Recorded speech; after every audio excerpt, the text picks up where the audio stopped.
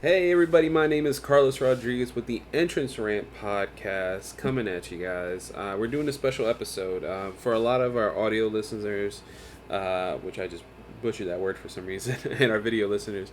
You guys will know we had a one-off series that we did called Ramp Diaries, which actually the only episode was what me.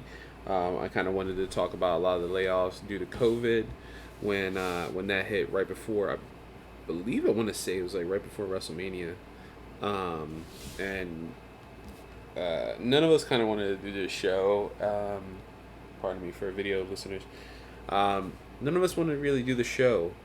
Um, all four of us were kind of like in a down mood due to everyone being laid off and just kind of dour situation within the wrestling landscape.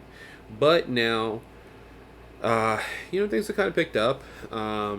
We've argued before, not argued, but we've argued the case that AEW and WWE both missed an opportune chance with COVID to kind of be the mainstay and kind of like the talking point of the world. And when they choose to be the only thing on TV, like last night, I'm recording this on August 27th.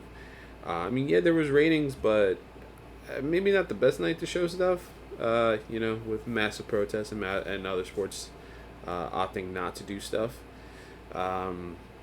Maybe we could have been. I don't know. I don't know what to say. I don't know if this was pre-taped or anything, but yeah, we're kind of in a weird situation. These next episodes of Ramp Diaries are kind of like a. I want to say we just not in the right area. We're all recording in different times, only because our availability for everything's kind of messy. I have like a mini vacation I'm taking this weekend and next week, so I guess we'll do this next week as well. That's a little bit what's going on at this situation, but. Right now, I'm just gonna give you kind of my predictions. The whole Ramp Diaries episode, at least, will be my predictions for Payback this Sunday, emanating from the Thunderdome, which I cannot get in. If you saw our social media, and me playing on Twitter and then on Instagram, I could not get in through the Thunderdome. My time listed was incorrect. They gave me an incorrect time. Surprise, surprise, WWE. Of 7:30, and all I could hear was it seemed like Kevin Dunn just talking to people backstage. But with that being said, could be worse. I didn't get in, and I also wasn't one of those people putting a beheading, KKK rally, Chris Benoit. The guy who tried to kidnap Sonya Deville. Just all around not great people. Anyway, that's besides the point. But yeah, I'm gonna give you my quick rundown and predictions for Payback. I don't know where the rankings lay with our prediction league. I assume I'm losing, but I will say I am not under the influence of Mark's coin, that little quarter he had. I felt like there was like this strange power emanating from it, and like I just had to listen to the coin. Like, I hear voices in my head. They talk to me and say, "Go with whatever Mark says." No, but no, honestly, yeah, I'm gonna give him my predictions. There's no coin, at least in my video. I don't know if Mark's gonna do any tomorrow or anything like that, or Nick, or anything like that. But we're gonna quickly run them down and then kind of talk about some of the big points scattered throughout. I think it's kind of crazy that we're having a pay-per-view, another one a week after one of the big four, and let alone two pay-per-views in the same month. It's very strange, but especially no time to build storyline wise. And if we miss any matches, like there's a Miz TV segment scheduled for SmackDown on Friday with Big E, that might lead to some kind of handicap match, I would assume, or some one-on-one match with Big E and either Morrison or Miz. Not counting that. There's just no points at that point. But quickly, just coming through what we have here, we had Apollo Crews, who not defiantly, but like he 100% is now the United States champion. No hoopla or anything on BS that was going on with MVP and stuff like that. So he's the holder of the United States Championship, and he's actually taking one of the members of the Hurt Business, Bobby Lashley. Now, a lot of us have predicted that Lashley's time is kind of come and gone within WWE. He did have, like, I would say, a resurgence, especially with Drew winning the WWE title at WrestleMania. I felt like we were in for a program, and they've been.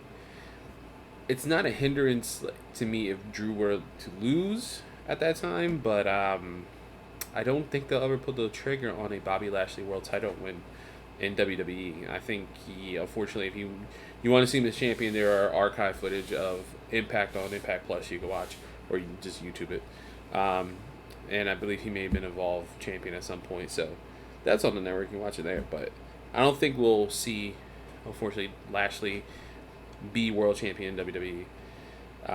I would love to be wrong about that, but with the current landscape the way it is, I just don't see that happening on either brand, and I'll get to that at the end of the episode. But it seems that that's the first match listed. I don't know what to say. I would assume Apollo wins. Again, perfect opportunity for Lashley to win the United States champion. Not anything bad to Apollo. He had COVID, rumored at least to have COVID, and things like that. But I think I would love to see Lashley, including this Hurt Business stable, have more gold and have more time.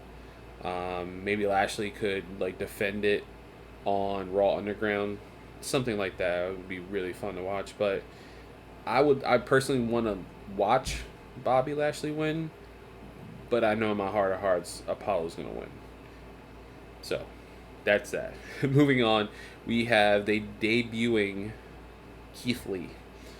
He recently lost the title, the NXT title, on TakeOver 30 this past Saturday to Karrion Kross, and unfortunately Karrion had to drop the belt due to injury in that match, which we'll kind of talk about that, I'm assuming, next week.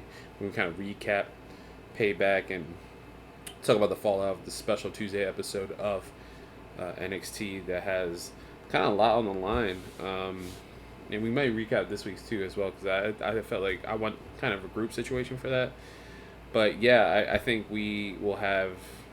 I think Keith Lee versus Randy Orton. I unfortunately, with Keith Lee debuting, and not making fun of his tights or anything like that. I think his outfit's fine. I could be here or there with it. I think he was fine in NXT. The theme song, not great. It was very generic rock for someone who had an awesome theme in NXT, and I know there's some stories have come out. He did not approve of it. He did approve of it. Word from the horse's mouth is saying that he said himself he did not approve of this music change. But there are some legal issues with CFOs, according to Pro Wrestling Sheet and all these other, I guess, dirt sheets.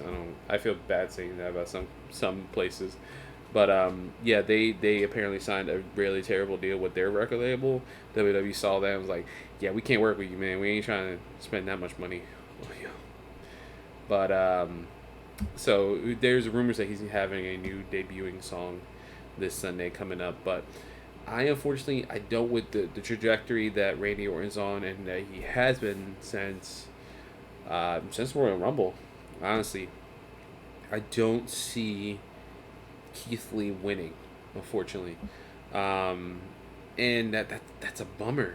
I mean, this guy had a great, ever since Survivor Series, has been on such a rocket, and then when COVID hit, we were very critical of him in NXT because we felt like he needed to play to a crowd and things like that. And I think this guy, honestly, is a total package. I mean, physicality, speed, his mic skills are impeccable, and just he can be a monster. He can be almost like a cruiserweight in the ring, how quickly he can move. This guy is everything, and I think, unfortunately, putting him against Randy Orton so soon after, like Randy Orton losing to Drew McIntyre is fine and it makes sense. I mean, I think that was Did I predict that? I think I predicted Randy Orton was going to win, and I'm glad I'm wrong because I think Drew was the better winner, and I think he is having an incredible title reign. But I think with Keith at this moment and debuting with a red hot Randy Orton, I just don't see Randy losing. I'm gonna fortunately have to go against my boy Keith Lee. I again, this is another one. I want to be wrong. I want Keith Lee to win, because I think that would be incredible and kind of build this new generation up. But unfortunately, I don't think this will happen. Moving on, we have another one of the announced matches is Bayley and Sasha Banks, the women's tag team champions, the two-woman power trip, or golden role models. I think Nick has been calling them two-woman power trip because a lot of people have equated them to Stone Cold and Triple H when they held all the gold at one point. I think they held World, Intercontinental, and tag titles. I feel like Mark somewhere just like he's wrong. Why is he wrong? Why did he talk so much about this? This is dumb. I'm projecting Mark right there for that one, but I think with the Golden Role Models, which I love personally, as a tag team name, they're going up with the unlikely team of Shayna Baszler and Nia Jax. Not sure where this storyline is going. I was pretty sure. I unfortunately do not watch Raw, or is it fortunately? I would say fortunately. Don't watch Raw. I do catch like snippets here and there with backup since that's not my show. I have to watch. Thanks, Nick, for taking the 3-hour show. I thought she was suspended because she, punched a authority figure, but I don't know. So I don't know storyline wise where would I want to see a. I guess Asuka did just win the Raw Women's title again, so that needs to kind of build up to like who's her next challenger. I don't think it will be a Sasha or Bayley. I would love if it was a Shayna Baszler, but in this kind of like not necessarily heel, not necessarily faces tweener, like I don't give a shit about you. I'm just gonna punch you in the face, knock you out, make you tap, whatever it takes. I'm taking that belt. Kind of like badass that we all know Shayna to be. I think it would be cool to work a program with her and Asuka, unless you want to save that closer to Survivor Series or closer to the end of the year, or maybe build the Royal Rumble. Who knows? I think Shayna kind of deserves a title win within. A lot of people will say WWE proper, either Raw or SmackDown.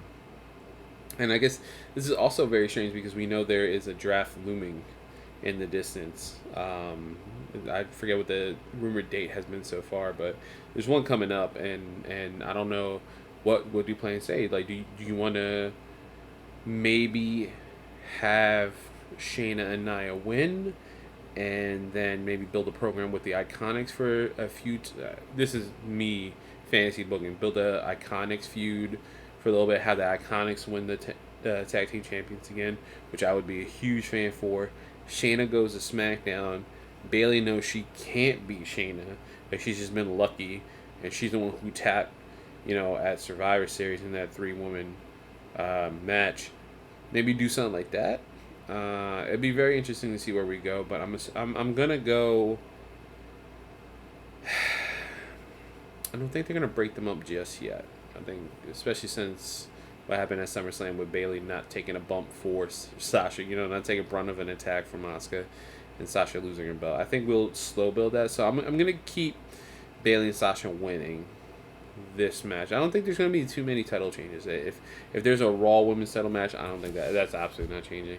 There's definitely not gonna be SmackDown because they're defending the women's tag titles there, and I just don't see that happening. If anything, the only title change I see happening is what is listed so far as our final match, which is current champion as of SummerSlam, Bray Wyatt, the Fiend. He defeated the Monster Among Men, Braun Strowman, to ending his first title reign since winning it from Goldberg at WrestleMania, the Fiend has collected his win. He has become Universal Champion again, only to be utterly destroyed by the returning Roman Reigns. We have Roman Reigns come back. Very surprisingly, only Bray, Braun, Vince, and maybe one other person knew that Roman was there at all that whole day. So I kind of like hearing those stories because I like there's some dude in catering just like, I'm gonna get a burger, and then you see Roman Reigns like run by them like, what? So it's nice to see him back on TV. Knowing Roman's back and he's immediately thrown in this title picture makes me worried, only because I don't know. Like, I don't know much of his personal life. He hasn't said much. I know he is expecting twins with his wife. You know, he is immunocompromised with everything. Hopefully there's no second. Hopefully there's no second wave. Who knows? But I would like to see him around more. But we have a kind of like a golden opportunity to kind of reinvent Roman. He had a shirt. A lot of people have pointed out seems similar to Austin's shirt, where you like come in, stun everyone, leave or something like that. And this was like, wreck everybody, and then leave or something like that. And the fact that he took out Braun, who has done some more heelish things recently, and Bray, who is utterly a horror movie villain. He is the thing under your bed at night that watches you sleep. Wow, why did I freak myself out with that one? That was weird. I think, especially this is a no holds bar, I think we're just gonna get this has a chance of being a very good match and probably the match of the night. Just from all three performers, I think they have a really good chance of being really good dance partners together. I don't think we've seen all three of them in the ring together. I liked a lot of Roman Bray matches, and I loved Roman Braun storyline matches. As long as they kept it kind of smooth, but this being a no holds barred match kind of hides any inconsistencies, any ring rust that Roman might have coming back since early March. It was early March when he stepped away. It was actually the day of WrestleMania taping that he stepped away. But I'm very interested to see where we go with this. I do predict that Roman Reigns is going to win. Now, is that something we all want? I'm not sure. I don't like the idea of Bray Wyatt as transitional champion. I'm okay with him losing it, especially to Roman, because I always thought that was the storyline that they were building, or they should have built, where the Superman character, Roman Reigns, defeats literal, like, he's basically Freddy Krueger and Michael Myers put together. And he should lose, right? The good guy should win. So let's see where they go. Unless Bray wins and he does something where he changes Roman. We know Bray has that effect, It seems like he's changing Alexa. He's changed Braun. He's changed Seth. He's changed Finn. Where are we going to go next? What's the next step of all of this? And I'm sure, with this going on, who knows, man? I mean, honestly, I just really think Roman's going to win. My hope, though, for Sunday is Roman has been really working on his body. He has new tattoo work on him. Not that that's super important. I think we have a golden opportunity to finally break him away from any Shield logos, templates, anything like that. I mean, you can still call him the big dog. I think that's a fine moniker that's stuck with him. But this is just the best opportunity to break away from all that, right? Like, no more Shield stuff. No more your entrance music is the old Shield theme. No, this needs to be something new, something bombastic, something that proves that I would put a lot of my eggs in the basket to get him a new theme. If we had to pick new themes for people, right? Like, Keith Lee's not, he could be down the line, but he's not the guy yet. So if I had to pick one or the other, I'd want Roman Reigns to have his own theme. Because with a new theme, Roman, it finally breaks away any ideas of the Shield, right? Ambrose is not around. He's Jon Moxley. He's back to being Jon Moxley. He's the AEW World Champion. He is the United States, the IWGP United States Champion in New Japan. He is, as of recording, the number one wrestler in the world according to the PWI. So that you hear that music in my head, I think Shield, right? I literally think the Shield. I think how awesome their engines were, how awesome they were as a team, and how it always seemed like Roman was holding on. Seth has gone through multiple themes now, and now one, unfortunately, that's not CFO's branded, but he has that Monday Night Messiah gimmick. He has a new song that goes with that gimmick. He has everything that is tied to this new Messiah gimmick. So why not build upon just Roman being an absolute badass, and that he will beat the shit out of you, and that he don't give a shit who you are.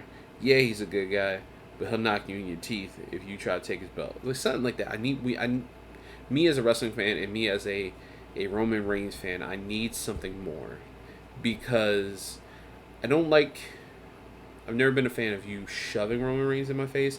I like him as a person. I like his in-ring work enough. I always felt like there may be other people who could take that spot. No offense to him. That's personal. That's his personal wrestling bias. But I feel like he needs a new rebrand. He doesn't need the vest, right? I don't know. I don't know if you get him trunks or something. I don't want maybe trunks. He started NXT with those. Something along the lines that he's a badass and he is gonna whoop you.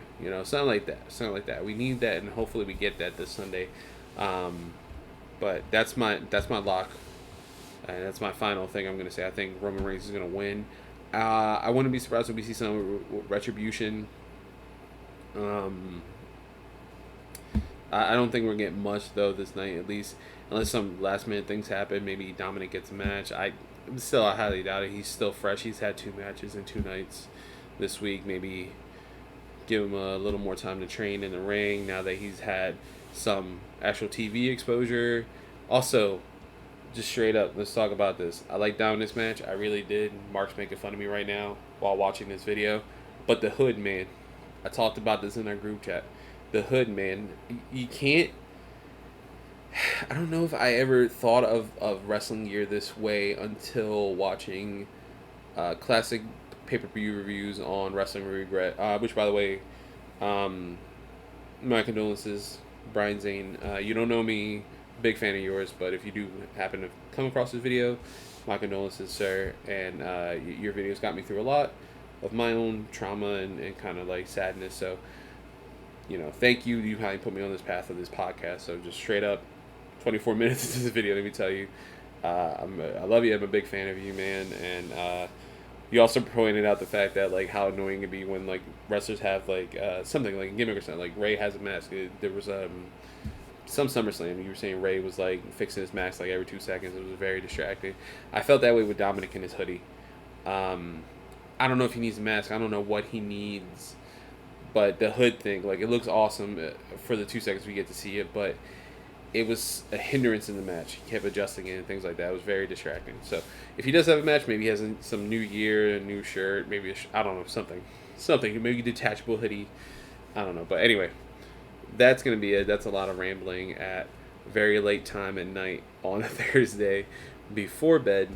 But that's it, guys. I love you guys. I will catch you guys on the next episode of the entrance ramp. Hopefully we're kind of back to normal on that one. We'll see where we go, but I would love to see everyone's comment down below. Hit us up on Twitter, Instagram. Don't forget, listen to us on our podcast, on your favorite podcast feed. Just search the Entrance Ramp Podcast. Same thing on YouTube. Give us the views, give us the likes, share, subscribe. Listen, man, just do all the awesome things. We love you guys. If you love wrestling, give us a shout out. We're growing this brand, and we'd love you guys to have, kind of be there on the ride with us. So, again, this is Carlos. See you guys later. Bye.